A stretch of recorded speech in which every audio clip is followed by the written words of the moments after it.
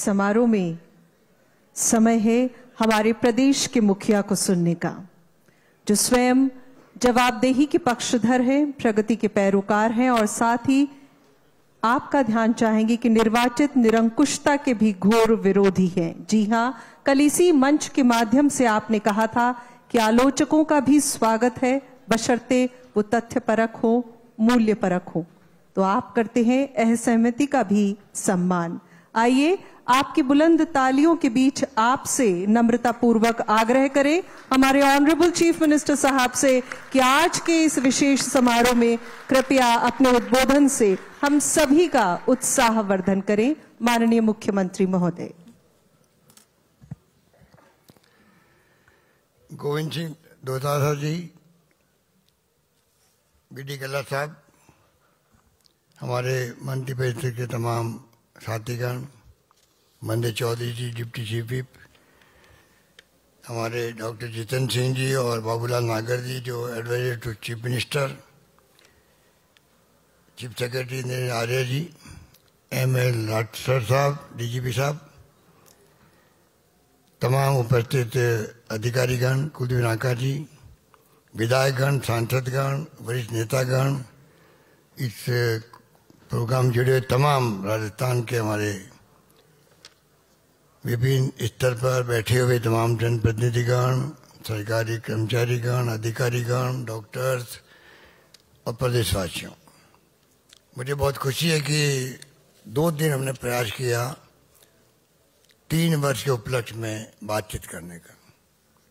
वैसे बहुत लंबा प्रोग्राम हो गया, क्लास भी 1 घंटे की होती हुई मैक्सिमम, ये क्लास तो 3 घंटे की हो रही है, इसलिए आपका थोड़ा अनिजी होना स्वाभाविक है।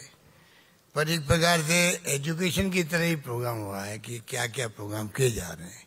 वैसे तो सब विभागों की बात करना मुश्किल है, जितने हमारे साथी बैठे हुए तमाम लोगों ने अपने अपने नवाचार किए क्षेत्र में, अपने विभाग में, पर वक्त नहीं है उसकी चर्चा हम यहाँ कर सकते थे। और फिर भी कोशिश की गई जो सरकार प्रायोरिटी देना चाहती है इन कामों को, उसको दिखाने का प्रयास किया गया। और मैं उम्मीद करता हूं कि बाकी भी जो प्रोग्राम है, जो DPI के माध्यम से लिटरेचर निकलते रहते हैं। कल मैं गया प्रदर्शनी के अंदर, मैं बहुत इम्प्रेस हुआ। अगर आप प्रदर्शनी में घूम लेंगे तो आप पाएंगे हर विभाग ने कितना उत्साह था उनके अंदर, देखते ही बनता था और सबने अच्छे काम किए और उनको दिखाने की लालसा भी थी। मुझे गर्व है कि 3 साल में कोरोना काल के बावजूद भी जो काम हुए हैं वो बेमिसाल हुए हैं। बजट पेश हुए हैं, उम्मीद नहीं थी, विपक्ष को भी नहीं थी और पक्ष को भी नहीं थी। अगर पक्ष को भी नहीं थी तब भी इतना थाना बजट पेश हुआ तो आप सोच सकते हैं कि कितनी मेहनत की गई होगी, किस प्रकार वित्तीय प्रबंधन किया गया होगा। आगे भी मुझे लगता है कि अगला बजट भी है वो शानदार ही आएगा, सब लोग खुश हो जाएंगे। कहने को बहुत सारी बातें, मैं उस पर नहीं जाना चाहूँगा क्योंकि मैं 10-12 मिनट में अपनी बात समाप्त करना उचित समझता हूँ। तो मुझे खुशी है कि ये जो प्रोग्राम चल रहा है इसमें कल लोगों ने जो है #3 साल राजस्थान खुशहाल टॉप पे चला पूरे देश के अंदर। उसी ढंग से कल जो ओपन VC थी, ओपन VC के वक्त देखते लोग, फिर थोड़ा बाद में देखते क्योंकि रिकॉर्ड हो जाता है। कल 3,57,000 लोगों ने आपके VC को देखा और अभी करीब 1.5 लाख लोग देख रहे हैं। अभी जो प्रोग्राम चल रहा है तो 1.5 लाख लोग इसको अलग से देख रहे हैं। इसका मायने है कि लोगों में जो है ये जो कोरोना काल ने जो नई सीख दी है ब्यूरोक्रेसी को भी और अधिकारियों को, नेताओं को, तो आप वीडियो कॉन्फ्रेंसिंग के माध्यम से अच्छी गवर्नेंस कर सकते हैं। लाखों करोड़ रुपए बच गए। ये जो प्रोग्राम अभी गिनीज बुक ऑफ रिकॉर्ड की बात कर रहे थे अध्यक्ष जी, इतने प्रोग्राम करने जाए मंत्री लोग और सब लोग, उद्घाटन कितने जगह टेंट लगते हैं, कुर्सियाँ लगाई जाती है, माइक के प्रबंधन होते हैं, लाने के प्रबंध होते हैं, लोगों के लाखों रुपए खर्च होते हैं। और ये पूरे कोरोना काल के अंदर जो हमने काम किया करीब 460 वीसी मैंने की होगी कोरोना के मैनेजमेंट में और अन्य कामों के मैनेजमेंट में, और लोगों को महसूस नहीं हुआ कि मतलब गवर्नमेंट क्या काम कर रही है। इस प्रकार से हमने उन सबको जोड़े रखा। मैं उम्मीद करता हूं कि आगे भी हम लोग कोशिश करेंगे कि वीसी के माध्यम से भी, और जब जरूरत होगी तो कभी जाएंगे। अभी प्रशासन गाँव के संग गए थे, बहुत अच्छा माहौल था गाँव के अंदर। तो लंबी बात करें तो कम है क्योंकि इतने काम हुए हैं, पर मैं कुछ 8-10 पॉइंट जो नवाचार हुए खाली उसको मैं पिन पॉइंट करूंगा। उसके फायदे कितने मिलते हैं वो तो एक लंबी विषय हो जाएगी। जैसे पुलिस विभाग है, सरकार बनती हमने कहा FIR कंपल्सरी होगी थाने के अंदर लिखना, और कोई नहीं लिखेगा तो वो SP के ऑफिस में दर्ज होगी FIR। डीजी साहब जानते हैं उसका क्या असर पड़ा। कोई 10-15 लोग आए होंगे मुश्किल से SP ऑफिस में, अब सब थानेदार समझ गए कि हमारे लिए अनिवार्य लिखना ही बहुत बड़ी बात होती है। लोग भगा देते थे थाने से गरीब आदमी को, जो पीड़ित पक्ष होता है उसकी बात सुनते नहीं थे। अब कम से कम रिकॉर्ड में आ गया। हम फिर भी कुछ शिकायत आती है तो हम डीजी से बात करेंगे किस प्रकार से उनको दूर कर सकते हैं। महिलाओं के लिए डिस्ट्रिक्ट DYSP रैंक का ऑफिसर लगाया पहले हम लोगों ने डिस्ट्रिक्ट वाइज, हर डिस्ट्रिक्ट में, फिर कर दिया एडिशनल SP रैंक, जो टोटली महिलाओं के ऊपर कोई अत्याचार अन्याय उत्पन्न हो रहा तो उसकी देखभाल वो करेगा। एक लॉ ऑफिसर अलग लगाया, क्योंकि जो कोई रेप की घटना होती है, कोई ऐसी घटना होती है और कोई कमी रह जाती है मान लीजिए कानूनी दृष्टि से भी, तो पुलिस के एक्सपर्टाइज नहीं होती है। एक लॉ ऑफिसर ऐसे केस के लिए संबंध किया गया। लॉ ऑफिसर एक प्रोसेस का रखा है PSQ ने, उस पर केस दिया जाता है। इसलिए आपने देखा होगा पिछले एक अरसे में कई लोगों को फांसी की सजाएं हुई है, कई लोग आजीवन कारावास हुए हैं, और 15-20 दिन के अंदर ही केस निपट गए हैं। एक माहौल बना राजस्थान के अंदर। क्राइम तो राजस्थान में नहीं पूरे देश के अंदर हो रहा है, परंतु अगर ये माहौल बन जाए कि उसके खिलाफ कार्रवाई भी होती है राजस्थान के अंदर, तो उसको बहुत बड़ा फर्क पड़ता है। ये जो कदम उठाया हमने, उसको लेके राजस्थान को बदनाम करने का भी षड्यंत्र चल रहा है। कुछ तो मीडिया वाले बिना सोचे समझे लिख देते हैं, स्टेटमेंट छाप देते हैं। मैं उनको कहना चाहूंगा कि सच्चाई पे जाओ। सच्चाई है तो आप बड़ी से बड़ी आलोचना करो, मुझे खुशी होगी, क्योंकि इसके जो फायदे हुए हैं जो हमारे कदमों से, वो मैं बताना चाहूंगा आपको कि 33% रेप के केस जो थे पहले, वो 156(3) में जो पहले कोर्ट में जाओ, लोअर कोर्ट में आदेश लो और फिर जांच शुरू होती थी। कंपल्सरी करने से 33% से अब खाली 15% पे आ गए हम लोग। 15% केस खाली आने लग गए कोर्ट के द्वारा। पुलिस खुद तफ्तीश करती है, FIR लॉन्च करती है और कार्रवाई हो रही है। इतने आंकड़े कम क्यों हुए? क्योंकि अनिवार्य कर दिया गया। उसी ढंग से आप देखेंगे अनुसंधान जो है 274 दिन लगते थे पहले 2018 तक, और हमारे इन फैसलों के बाद में सिर्फ 73 दिन लग रहे हैं। 73 दिन लग रहे हैं। कहाँ 274 दिन और कहाँ 73 दिन में तफ्तीश पूरी हो रही है, कोई विश्वास नहीं कर सकता। जो NCRB की बात की जाती है, जो नेशनल क्राइम ब्यूरो है भारत सरकार का, कि उसमें राजस्थान के आंकड़े बहुत ज़्यादा आ रहे हैं। कुछ बिल्कुल ठीक है, आंकड़े ज़्यादा आएंगे। जिस दिन मैंने फैसला किया था कंपल्सरी FIR का, उसी दिन मैं मीडिया को कहा था कि मुझे मालूम है कि इससे आंकड़े बढ़ेंगे, जब आप अनिवार्य करोगे बढ़ना स्वाभाविक है, परंतु उससे न्याय मिलेगा लोगों को। हमारी रुचि होनी चाहिए न्याय मिले, बजाय इसके कि आंकड़े बढ़े। कोई फर्क नहीं पड़ता है। और मेरी इस बात को NCRB जिसका नेशनल क्राइम ब्यूरो की बात की जाती है, उसने खुद ने जो बुक छपाई जाती है उसके प्रथम पेज में लिखा है, जो मैं कोट कर रहा हूं आपको, विभिन्न राज्यों में प्रचलित नीतियों और प्रक्रिया का मतलब जो हमने प्रक्रिया अडॉप्ट करी नई तरह की, के कारण राज्यों के बीच आपस के अंदर केवल इन आंकड़ों के आधार पर तुलना नहीं करनी चाहिए। ये खुद कह रहा है कि खाली राज्यों के बीच में आंकड़ों के आधार पर तुलना नहीं की जानी चाहिए, क्योंकि वहाँ की नीतियाँ अलग है, राज्यों की अलग अलग, प्रक्रिया अलग है, वो सोचना पड़ेगा आपको। अपना आगे लिखते हैं वो, अपराध में वृद्धि और अपराध पंजीकरण में वृद्धि में अंतर है।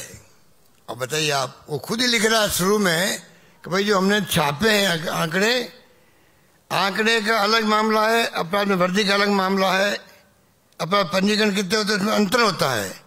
और कुछ लोग दोनों को एक मानने की गलती कर लेते हैं, कुछ लोग दोनों को एक मानने की गलती कर लेते हैं, और हमारे यहाँ ये गलती मीडिया वाले भी कर रहे हैं, ये कहना चाहता हूँ।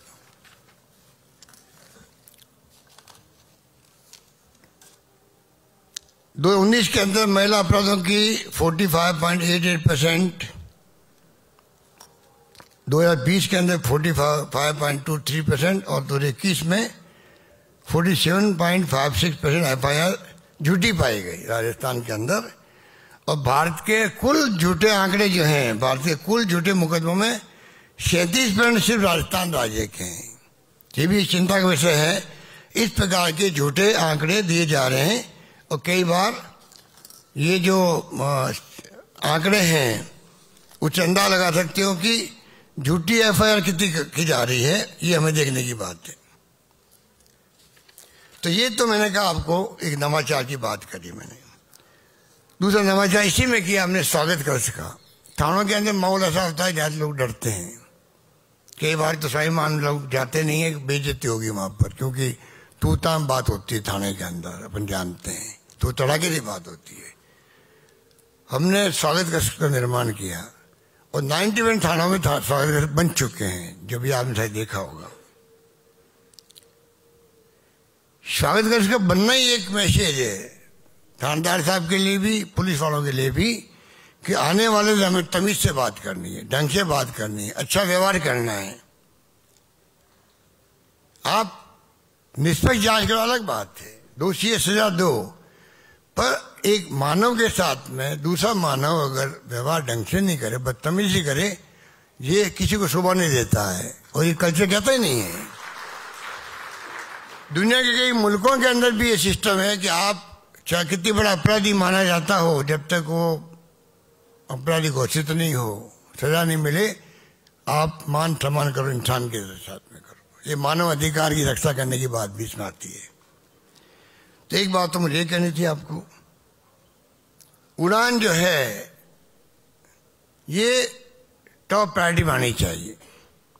राजस्थान देश में पहला राज्य बनना चाहिए जहां पर हम चाहते हैं हमारी महिलाओं को, महिला सशक्तिकरण की बात भी करते हैं कि स्कीम लाते हैं, स्कॉलरशिप लाते हैं, सब कुछ करते हैं। ये जो प्रॉब्लम है जिसका अभी डॉक्टर साहब ने बताया आपको, इसके गहरे में जाना चाहिए हर इंसान को। वो जमाना गया, कोई जमाने में संकोच में कोई बात करते नहीं थे। विदेशों में तो स्कूल में पढ़ाई की जाती इसकी, बचपन से बच्चों को भी। तो आप सोच सकते हो कि मेरे पूर्व वक्ता इस बारे में ममता भूपेश और सब कह चुके हैं, मैं उसमें ज़्यादा कुछ कहना नहीं चाहूँगा। पर ये हमारे लिए 200 करोड़ रुपये रखे अभी हमने इसके लिए। 5 करोड़ रुपये देंगे NGO को जो इस काम में आगे आएंगे, चाहे वो लोगों को मोटिवेट करने के लिए, चाहे वो जो सैनिटरी पैड बनाएंगे, मशीन लगेगी, उन मशीनों में अच्छी क्वालिटी रखेगा, क्योंकि क्वालिटी का मामला सब कुछ है इसके अंदर, उसको प्रोत्साहन राशि मिलेगी। इस प्रकार हम चाहेंगे कि 5 करोड़ रुपए की बढ़ोतरी कर सकते हैं, कोई दिक्कत नहीं है। जैसा ममता ने कहा कि इस स्कीम के लिए हम धन की कमी नहीं आने देंगे, इतना मैं कह सकता हूँ। ये भी नवाचार राजस्थान के लिए। एक ओलंपिक ग्रामीण खेल कूद शुरू हो रहा है, पढ़ा होगा अखबार में आपने, करीब 26 लाख लोगों ने तो मेरे ख्याल से उसमें रजिस्टर नहीं करवा दिया। बच्चों ने नहीं, बूढ़ों ने भी, क्योंकि इसमें जो एज रखी गई है वो एज रखी गई है आपकी मेरे ख्याल 7-8-10 साल से लगा करके 50-60, चांदना जी बैठे हुए नहीं यहाँ पर, 50-60 नहीं 70 साल तक की उम्र रखी हुई है। मतलब बूढ़े लोग भी खेल सकते हैं, पोते देख सकते हैं उसको। सब तरह गेम होंगे, कबड्डी लगा करके सभी गेम उसके अंदर होंगे। तो जो बुजुर्ग लोग बैठे हुए, नारायण जी वगैरह जितने बैठे हुए हैं, वो भी समझ ले कि गांव गांव में हमें इसका प्रचार करना है। 26 लाख तो अभी हुए हैं और बढ़ सकती संख्या। तो ओलंपिक ग्रामीण खेल 50 करोड़ रुपये खर्च करेंगे हम लोग, करीब 50 करोड़ खर्च होंगे। पर वहाँ से जो बच्चे निकलेंगे धीरे धीरे माहौल बनने लग गया। अब हमें कल एक बच्ची आई थी, 3 करोड़ रुपये हमने उसको दिए, अभी पैरा ओलंपिक के अंदर उसको दिए। अवनी को अलग दिया, कल वो आई थी वो दूसरी, और कुछ नागर कोई था, तो सबको दे रहे हैं हम लोग। 3-3 करोड़ 4-4 करोड़ दे रहे हैं, 2-2 करोड़ दे रहे हैं। और साथ में DYSP रैंक की नौकरी, फॉरेस्ट डिपार्टमेंट रेंजर की नौकरी लगा रहे हैं, अच्छी पद पे नौकरी लगा रहे हैं उनकी। तो माहौल राजस्थान में ही बनने लगा है। हरियाणा में माहौल बना था पहले, हमें स्वीकार करना चाहिए, यहाँ बनने लगा है। इसको और बढ़ाना चाहते हैं हम लोग। तो ग्रामीण स्तर पर ये ओलंपिक गेम शुरू हो रहे हैं। ग्रामीण नाम ही दिया, ग्रामीण ओलंपिक गेम नाम दिया है। अशोक चांदना जी ने पिछली साल किया था, स्टेट लेवल का स्पोर्ट्स मीट की थी। वो पहली बार हुई देश के अंदर। तो राष्ट्रीय स्तर पर होती है, पर राज्य स्तर पर राजस्थान पहला राज्य है जिसने स्पोर्ट्स मीट करी है। मैं खुद गया, प्रोग्राम बहुत शानदार प्रोग्राम था। पेंशन दे रहे हैं 90 लाख लोगों को, ये भी इसमें तमाम इफेंट पर हटा दिए, तब जाके मिलने लगी लोगों को। पहले मिलती नहीं थी, अगर मिल भी रही है माँ बाप को, बच्चा 18 साल होते ही बंद हो जाती थी। वो तमाम शर्तें हटा दी गई। आज वो मैं समझता हूँ कि उसका बहुत इम्पैक्ट है। कोरोना का मामला जो है, इसमें बहुत बातें की जा चुकी है, मैं ज़्यादा कुछ नहीं कहना चाहूँगा। अभी भी जो खबर आ रही है अखबारों में, टीवी में, वो चेता रही है हम सबको कि 100 से ज़्यादा मामले आ चुके हैं ओमिक्रॉन के देश के अंदर। दिसंबर 2 को 2 आए थे। इतने कम दिनों में अगर 100 ज़्यादा बढ़ गए हैं, इसकी गति बहुत तेज है बढ़ने की। तो आज भी सावचेत रहने की आवश्यकता है। बार बार वैक्सीन लगाने की बात है, बहुत आवश्यक है। वैक्सीन के बावजूद भी आता है, पर फिर भी नुकसान नहीं कर सकते ज़्यादा। अमेरिका जैसे मुल्कों के अंदर भी मैं कई बार देखता हूँ, सुनता हूँ, पढ़ता हूँ, तो अमेरिका में, जर्मनी में जो विचारधारा लोगों की है, नेताओं की, और जैसे प्रेसिडेंट ट्रंप थे, उनकी पार्टी विचारधारा है कि वैक्सीन नहीं लगानी चाहिए। तो लोग विरोध कर रहे वैक्सीन का, जर्मनी में भी और कई और मुल्कों में भी। अमेरिका में तो करते ही हैं। ये बड़े आश्चर्य की बात है कि इतने बड़े विकसित राष्ट्र, दुनिया के सुपर पावर, वहाँ बड़े बड़े आंदोलन हो रहे हैं, जुलूस निकल रहे हैं, वैक्सीन का विरोध हो रहा है, और कई मुल्क वैक्सीन को कंपल्सरी कर रहे हैं, डन लगा रहे लोगों पर, लगा नहीं लगाएंगे, एंटी बंद कर रहे हैं उनकी दुकानों पे, मॉल पे, सब जगह। तो पूरे देश में बहस चलती रही है। मैं चाहूँगा उड़ान जो है, जिसका जिक्र मैंने अभी किया आपको, ये ऐसे काम है जैसे कोरोना के अंदर हमने कहा था तमाम पॉलिटिकल पार्टी लोगों को सब मिलकर इस काम को करो, राजनीति से हटकर करो। धर्म गुरुओं को हमने आह्वान किया, NGO का आह्वान किया, आम लोगों का आह्वान किया। मुझे खुशी है कि सब लोगों ने धर्म को निभाया, सबने अच्छा काम किया। उसी तरह उड़ान जो योजना है, इसको मैं समझ रहा हूँ कि कोविड की तरह ही हमें तमाम पॉलिटिकल पार्टीज को, तमाम धर्मगुरुओं को, तमाम NGO को और तमाम सामाजिक कार्यकर्ताओं को, आम जनता को आगे आना पड़ेगा, तब जाके ये काम कामयाब होगा। ये मैं अपील करना चाहूँगा। मेडिसिन के बारे में कुछ कहा गया, मैं रिपीट नहीं करूँगा, मंत्री जी ने कह दिया, मीना जी ने, प्रसाद जी ने। शानदार योजना है चिरंजीवी की। अभी हमने हाल ही में इसके लिए 100 रुपये प्रति व्यक्ति जो ऐड करवाएगा नाम, उसको मिलेंगे। अब बताइए नौबत क्यों आ रही है? 5 लाख का बीमा कैशलेस मिल रहा है लोगों को। 5 लाख किसे कहते हैं एक परिवार में? तब भी कई लोगों ने अभी तक भी रजिस्टर नहीं करवाया। वो लापरवाही समझ लो, या उन तक बात नहीं पहुंच रही है, लोग समझा नहीं पा रहे उनको। बहुत दुखद बात है ये। 5 लाख का बीमा, और जो पैसे वाले हैं, इनकम टैक्स वाले हैं, उनसे 850 रुपये ले रहे हैं खाली, उसके आधा हम भर रहे हैं प्रीमियम।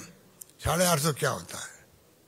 तो इसके लिए मैं अभियान चलाना पड़ा। 37 करोड़ रुपये सैंक्शन किए मैंने सिर्फ इस काम के लिए कि तुम नाम ऐड करवाओ और 100 रुपये प्रति व्यक्ति ले जाओ। तो कहने का मतलब कि सरकार जबरदस्ती किस प्रकार से लोगों का भला हो कि जब तकलीफ घर में आए तो लाख रुपए का बिल बनेगा, 50,000 का बनेगा, उसमें तकलीफ पाएंगे, अभी इस स्कीम में जुड़ जाओ। इतनी शानदार स्कीम है कि जो भर्ती कोई आदमी होता है, ये खाली उनके लिए इंडोर पेशेंट के लिए, आउटडोर के लिए पहले से हमने फ्री मेडिसिन कर रखी है। इंडोर पेशेंट के लिए भर्ती होने के 5 दिन पहले और ठीक होने के जाने के 15 दिन बाद तक का खर्चा भी उस स्कीम में शामिल है, वो भी सरकार दे रही है चिरंजीवी योजना के अंदर। इसको आप लोगों को जो सुन रहे हैं वीसी को मैं अपील करना चाहूंगा कि चाहे वो उड़ान हो, चाहे वो कोरोना के ऊपर हम लोग आपको आगाह कर रहे हैं, और चाहे वो कोई योजना हो उसमें आपकी भागीदारी चाहिए। इंग्लिश स्कूल का बता दिया आपको, बड़े क्रांतिकारी प्रोग्राम दिया। हमारे शिक्षा मंत्री जी थे दोताशा जी, उस वक्त में शुरू हुई। बहुत अच्छा कंसेप्ट। हम चाहेंगे फैकल्टी अच्छी बने इसके लिए अच्छी। अगर मास्टर नहीं हो इंग्लिश पढ़ाने वाले, खुद ही नहीं बोल पाएंगे इंग्लिश, वो मान लीजिए, तो बच्चा क्या सीखेगा। ये स्कीम वो है जब इंग्लिश स्कूलें होती है प्राइवेट, वो वहाँ टीचर ऐसे होने चाहिए जिससे कि अच्छी इंग्लिश सिखा सके बच्चों को, बोलना भी और लिखना भी और पढ़ना भी। तो मैं उम्मीद करता हूँ कि इस पर हम ज़्यादा गौर करेंगे, इंफ्रास्ट्रक्चर पे भी और टीचर के ऊपर भी। और स्कूलें कितनी खुलेगी, जितने ज़्यादा फैकल्टी मिलेगी उतनी ज़्यादा स्कूल खुलेगी, ये मैं कह सकता हूँ।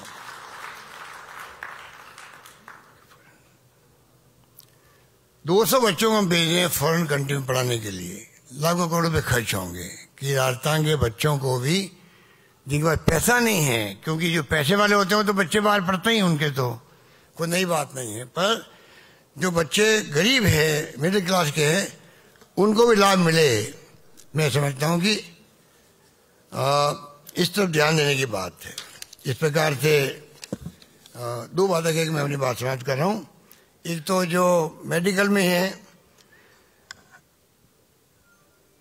इन्फेक्ट मोर्टेलिटी रेट, जो शिशु मृत्यु दर, वो जो है कम हो रही राजस्थान के अंदर। पहले 81 थी, अब 36 हो गई है। तभी और ज़्यादा कम करने जा सकता है, 0 पे लाए इसको। और मातृ मृत्यु दर MMR 508 से पहले 164 पे आगे, हम चाहेंगे वो भी कम हो, कम से कम 0 पे आए। एक भी माँ क्यों मरे डिलीवरी के वक्त में, एक बच्चा नवजात शिशु क्यों मरे, ये हमारा सोच होना चाहिए। उसमें हम लोग पूरी तरह इंफ्रास्ट्रक्चर बढ़ाने का काम कर रहे हैं। ICU, निकू, पिकू, ऑक्सीजन बेड्स बढ़ाए गए हैं, ऑक्सीजन तो प्लांट लगे गए राजस्थान के अंदर, काफी कुछ काम हो रहा है।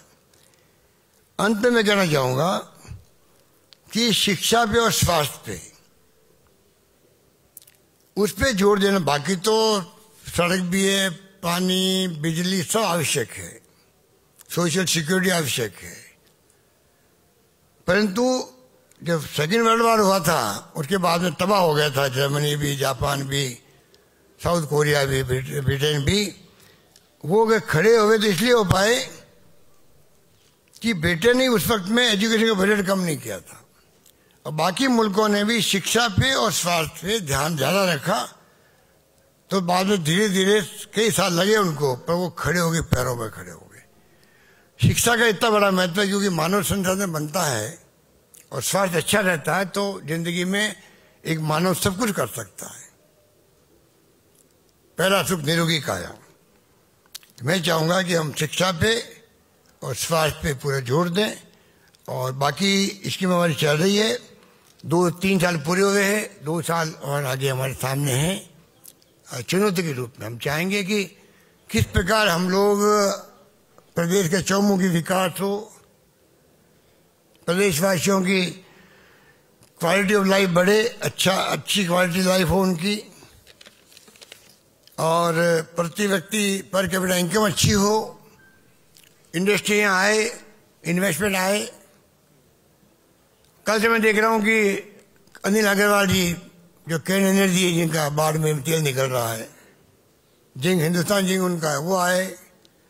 एलन मित्तल आए आज सुबह, उन्होंने कहा ये गाड़ी जो बाहर खड़ी है, ये गाड़ी बहुत शानदार है, इसमें 4 तरह के फायदे होंगे आपको। अभी मुझे लिख के दिया, उसमें हम चाहेंगे कि इस गाड़ी का, आपको मालूम है कि महिलाओं में जो ब्रेस्ट कैंसर होता है, स्तन कैंसर, अगर समय पर जांच हो जाए तो कैंसर नहीं बढ़ता है, ठीक हो जाते हैं। दुर्भाग्य से हमारे यहाँ पर सिस्टम नहीं होता है तो कैंसर बढ़ जाता है, बाद में ज़्यादा तकलीफ आती है। तो ये मेमोग्राफी की मशीन इसमें लगी हुई है, कोलोनोस्कोपी की मशीन लगी हुई है, जिसमें कि यूट्रस का कैंसर हो जाता है तो वो मालूम पड़ सकता है बच्चादानी के अंदर। एंडोस्कोपी, जो जर्दा वर्दा खाते हैं ये लोग, तो मुंह में, गले में, सिर में कैंसर होता है, वो मालूम पड़ सकता है। और डिजिटल एक्सरे मशीन है, लंग्स कैंसर के बारे में मालूम पड़ सकता है। बहुत शानदार ये गाड़ी बनी है। और ये मीना साहब बैठे हमारे, इनके उत्पादन निगम की तरफ से गाड़ी मिली है ये, जब ये सेक्रेटरी थे उस वक्त इनकी सोच थी। मैं समझता हूँ कि ऐसी गाड़ी आज एलन मित्तल साहब ने घोषणा की कि हम भी ये गाड़ी ऐसी दे देंगे। तो इस प्रकार से जो माहौल बन रहा है कि 24-25 जनवरी को इन्वेस्टमेंट राजस्थान की मीट हो रही है कि इंडस्ट्रीज आएंगे, MOU साइन हो रहे हैं अभी से ही, कि हमारे मंत्री जी सुखला रावत जी के साथ जा रहे हैं, कि अधिकारी जा रहे हैं, जो मैं समझता हूँ कि बॉम्बई और बेंगलोर सब जगह जाके आए हैं। गुजरात में भी अच्छा इन्वेस्टमेंट मिल रहा है, पूरे देश भर के लोग आएंगे। हम उम्मीद करते हैं कि राजस्थान में, क्योंकि सरकारी नौकरी 1 लाख तो लगा चुके हम लोग, 80,000 करीब प्रोसेस के अंदर है, तो कितनी भी लगाओ, क्योंकि इतनी बड़ी बेरोजगारी होती है कि सबको नौकरी देना संभव नहीं होता। जब तक इन्वेस्टमेंट नहीं आएगा, प्राइवेट सेक्टर में नौकरी लगेगी नहीं, तब तक हम कभी भी बेरोजगारी की समस्या का समाधान नहीं कर सकते। मोदी जी ने कहा 2 करोड़ नौकरी देंगे प्रति वर्ष, और वो नाम ही नहीं लेते उस बात का। नाम कैसे ले, लग नहीं सकती। काला धन भी वापस नहीं आया बाहर से, कोई बात होती नहीं। स्विस बैंकों की बात कभी होती है क्या? 7 साल में नहीं हो रही, पहले होती थी, अब क्यों नहीं होती है?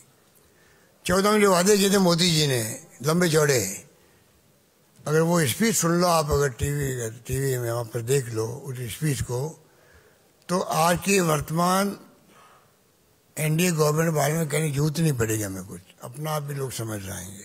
ये हालात है, इतना बड़ा कत्ते में करने में अंतर है। पर हिंदुत्व के नाम पर, धर्म के नाम पर राजनीति करना आसान होता है। मैं कई बार कहता हूँ कि आग लगाना बड़ा आसान होता है, तो आग लग जाए तो बुझाना बड़ा मुश्किल काम होता है। वही बात लागू होती है, धर्म के नाम पे राजनीति कर लो, आसान काम है। जाति के नाम पे गांव में आप देखो, जातिवाद गांव में, कस्बों में, जिलों में, प्रदेश में कितना बड़ा होता है।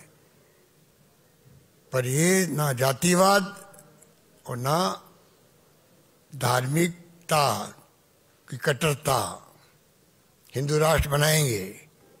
मैंने भी कहा, जब बांग्लादेश का विजय दिवस हुआ 4-5 दिन पहले, तो मैंने कहा था उस दिन मीटिंग में कि पाकिस्तान बना था मुस्लिम धर्म के नाम पे बना था। एक धर्म के लोग थे पाकिस्तान में, पूरी पाकिस्तान, पश्चिम पाकिस्तान, एक धर्म के लोग थे। एक जगह बांग्ला बोली जाती थी पूरी पाकिस्तान में, एक जगह उर्दू बोली जाती है। 2 टुकड़े हो गए, बताइए आप, 2 टुकड़े हो गए एक मुल्क के, जो हमारे आज़ादी के बाद में, आज़ादी के वक्त में टुकड़े हुए। हिंदुस्तान का अलग टुकड़ा कर दिया धर्म के नाम पर लड़के, वो एक नहीं रह पाए, 2 टुकड़े हो गए। हिंदू राष्ट्र के बात करने वाले मैं पूछना चाहता हूँ कि कभी हिंदू राष्ट्र की बात आप करोगे, इन सबको कहाँ निकालोगे? सब धर्म के लोगों को निकाल सकते हो। अलग अलग भाषाएं हमारे यहाँ, तो वो तो 2 भाषाएं थी, और यहाँ तो तेलुगु, तमिल, मलयालम, पंजाबी, गुजराती, बंगाली, कितनी भाषाएं हैं। क्या आप इन सब भाषा वालों को कह पाओगे कि आपको एक रखना है? 40 साल पहले तमिलनाडु से आवाज उठी थी, हम अलग होना चाहते देश से, 40 साल पहले हमारे बचपन के अंदर। किसकी बात ये करते हैं? इसलिए मैंने कहा भड़काना आसान है, सत्ता में आ गए धर्म के नाम पर, परंतु नीतियाँ जो महात्मा गांधी की दी हुई है, डॉक्टर अम्बेडकर की दी हुई है, पंडित जवाहरलाल नेहरू के वक्त में, सरदार पटेल के वक्त में, मौलाना अबू कलाम आजाद के वक्त में, वही नीतियाँ, वही संविधान इस देश को एक व अखंड रखे हुए हैं। चाहे इंदिरा गांधी जी ने जान दे दी, चाहे राजीव गांधी शहीद हो गए, पर देश को एक व अखंड रखा है। ये नहीं भूलना चाहिए लोगों को। सरदार बेन सिंह जी थे पंजाब के मुख्यमंत्री, नेस्तनाबूद कर दिया उन्होंने आतंकवाद को वहां पर। उन्हीं आतंकवादियों ने उनको मुख्यमंत्री रहते हुए उड़ा दिया पोर्च के अंदर ही, नीचे उतरते ही। हम भूले नहीं, ये सब बातें हमारे जैन में हैं। इसलिए मैं कहना चाहूँगा कि आज भी जो हमारा संविधान सब कुछ कहता है, हम शपथ लेते हैं संविधान की, गवर्नर साहब हमारे संविधान की शपथ पढ़वाते हैं वापस। शपथ क्या पढ़वाते, पूरे कर्तव्य क्या आपका, उसकी मूल भावना क्या पढ़ाते हैं। अगर कोई ईमानदारी से सोचे तो चाहे वो एमएलए है, एमपी है, मंत्री, मुख्यमंत्री, प्रधानमंत्री, अगर आप ईमानदारी से सोचो और संविधान की शपथ लेते हो, उस पर चलो, तो अधिकांश झगड़े स्वतः ही खत्म हो सकते हैं। प्रेम, भाईचारे, मोहब्बत से हम लोग रह सकते हैं। आज माहौल तनाव का है देश के अंदर, स्वादपूर्ण नहीं है, लोग चिंतित है। तो ये चिंता समाप्त होनी चाहिए देश से और माहौल संविधान के अनुकूल होना चाहिए। आज संविधान खतरे में ऐसा लग रहा है, लोकतंत्र खतरे में ऐसा लग रहा है, तो ये स्थिति अच्छी नहीं है। मैं उम्मीद करता हूं कि हमारी सरकार